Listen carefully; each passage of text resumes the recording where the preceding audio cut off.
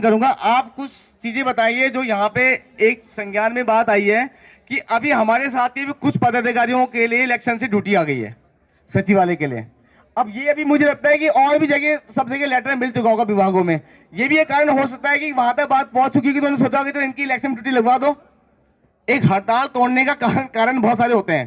तो अभी इसके लिए हमारे रमेश शर्मा जी प्रदेश अध्यक्ष हैं संविदा संघ के हल्द्वानी से, इन्होंने एक लेटर बनाया है। ये बताएंगे क्या क्या उस लेटर में है, उस लेटर को कैसे कैसे हम लोगों से कार्रवाई करनी है। तो रमेश शर्मा जी आप प्लीज। धन्यवाद प्रमोद जी। सभी साथियों को नमस्कार। इधर विद्युत से आए हुए सभी साथियों को मेरा नमस्कार। बड़े गर्मजोशी के साथ आए, बहुत अच्छा लगा।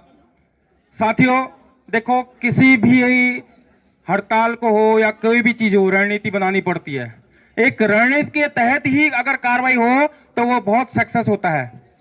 अभी हम लोग देख रहे थे कई कर्मचारी अपने विभागों में कार्य कर रहे हैं। उनको लग रहा है कि यार हड़ताल तो चल ही रही है, हमें काम कर लेते हैं, वेतन भी मिल जाएगा और फायदा भी मिल जाएगा। अब ऐसा नहीं होने देंगे हम, कतई नहीं होने देंगे। आप चाहे वीडियो के माध्यम से भेज दो उनको, चाहे आप किसी के माध्यम से। अभी हम इसको एक लेटर पैड में बनाएंगे। 2 लेटर मैंने बना रखे हैं। सबसे पहले बना रखा मैंने प्रबंध निदेशक उपनल को। तो उनको लिखा है मैंने कि सेवा में प्रबंध निदेशक उपनल गढ़ीकैंट ऑब्लिक हल्द्वानी, इन दोनों को लिखा है कि महोदय अवगत कराना है कि उपनल कर्मचारी संयुक्त मोर्चा का दिनांक 12/2/2024 से पूरे प्रदेश के सभी जिलों में राज्य सरकार से अपनी जायज मांगों के लिए अनिश्चितकालीन धरना चल रहा है। आपके संज्ञान में लाना चाहता हूं कि कोई भी उपनल कर्मचारी अपने कार्यालय में उपस्थित नहीं है। धरने के दौरान 12/2/2024 से धरना खत्म होने तक उन कर्मचारियों का किसी भी कर्मचारी का वेतन आहरण नहीं किया जाए,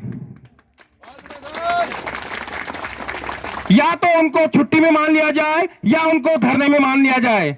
इस दौरान का उनको वेतन आहरण नहीं किया जाए। ये हम लोग अभी रिसीव कराने जाएंगे, वहां से एक लेटर जारी हो जाएगा। अभी जो भी कर्मचारी हैं वो सब धरने में हैं। अब करने दो उनको गुलामी, उनको गुलामी करने दो। विभागों में वो गुलामी भी करेंगे, अधिकारी की सुनेंगे भी, और लास्ट में सैलरी भी नहीं मिलेगी। पहला लेटर ये लिखा है। दूसरा पत्र लिखा है हमने निर्वाचन अधिकारी को। उसमें लिखा है सेवा में मुख्य निर्वाचन अधिकारी महोदय देहरादून, महोदय अवगत कराना है कि उपनल कर्मचारी संयुक्त मोर्चा का दिनांक 12/2/2024 से समस्त 13 जिलों में राज्य सरकार से अपनी जायज मांगों के लिए अनिश्चितकालीन धरना चल रहा है। महोदय आपके द्वारा आपसे निवेदन है कि हड़ताल के दौरान उपनल कर्मचारियों को निर्वाचन की ड्यूटी से अवमुक्त किया जाए, और निवेदन है आप अपने माध्यम से राज्य सरकार को पत्राचार करके हमारी मांगों को अति शीघ्र लागू करने के लिए अवगत कराएं, ताकि हमारे उपनल कर्मचारी पूरे मनोयोग से 2024 निर्वाचन और आगामी अन्य निर्वाचनों में ड्यूटी कर सकें। ये दोनों पत्र जब जाएंगे तब हमारे कर्मचारी सब बाहर आ जाएंगे। साथियों मैं आपको और बताना चाहता हूं, न्यायालय से संबंधित भी बात बताऊंगा और जो समिति की रिपोर्ट है उससे संबंधित भी बताऊंगा, क्योंकि इन चीजों को हम बारीकी से देखते आए हुए हैं।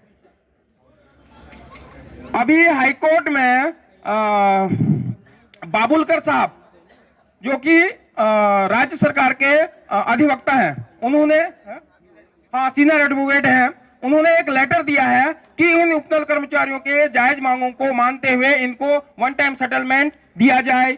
एक लेटर दिया गया है राज्य सरकार ने, इन्होंने सीनियर एडवोकेट है राज्य सरकार को, और उसकी पत्रावलियां पूरे वहां कोर्ट में पहुंच चुकी हैं। वो हम लोगों ने आरटीआई के माध्यम से मांग लिया है। दूसरा जो है, इन लोगों की एक समिति बैठी थी, शायद भट्ट जी आपने बताया होगा। भट्ट जी यहाँ नहीं है। समिति की रिपोर्ट आपको बता दें, वो हमारे हक में है। उन्हीं चीजों पे, उन्हीं बिंदुओं पे हम लोग मांग कर रहे हैं कि भाई हमें ये चीज चाहिए तो चाहिए। जब तक ये चीजें हमें मिलेंगी नहीं तब तक यहां से उठेंगी नहीं, ठीक। और पूरे प्रदेश में, चाहे आप चंपावत ले लो, पिथौरागढ़ ले लो, आप ले लो उधर अल्मोड़ा, इधर टिहरी, इन जिलों से सब लोग अपने अपने जगहों पे बैठे पड़े हुए हैं, अपने वहां धरने स्थलों में।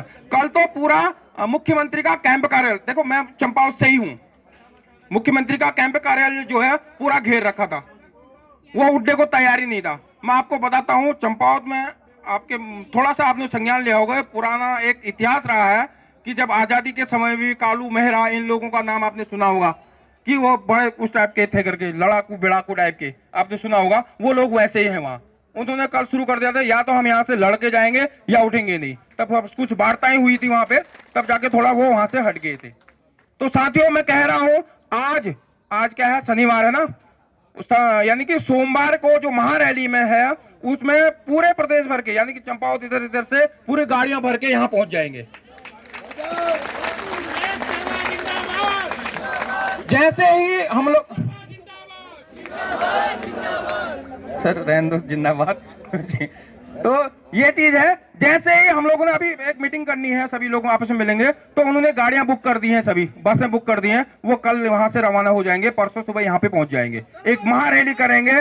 तो ये चीज है साथियों। दूसरा मैं बताना चाह रहा हूँ, कोर्ट से संबंधित आपको पता ही होगा, सभी लोगों को पता होगा कि देखो थोड़ा सा हमारी किस्मत भी एक थोड़ा काम नहीं कर रही है।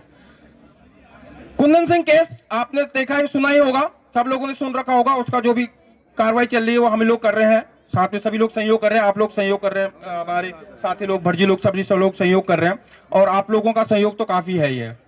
तो उसमें यह हुआ है कि बीच में डेट नहीं लग रही थी, हम लोगों ने एक अर्जेंसी लगवाई। अर्जेंसी लगाने के बाद डेट 14 तारीख की डेट थी। तो जो बोपन्ना साहब थे हमारे, जो उस चीज को देख रहे थे, वो बेचारे बीमार पड़ गए, वो कहीं वो क्या बोलते हैं, अपना इलाज कराने चले गए। अब नेक्स्ट डेट के लिए फिर हम लोग आइए लगाएंगे। जैसे ही डेट आएगी, देखो हम